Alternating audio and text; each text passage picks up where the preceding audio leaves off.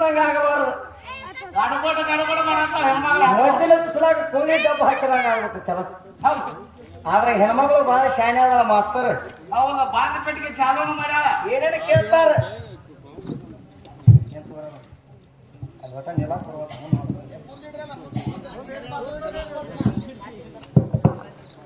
ಅಂದ್ರ ಜರ್ಯಾಕತೈತ್ರಿ ಅದು.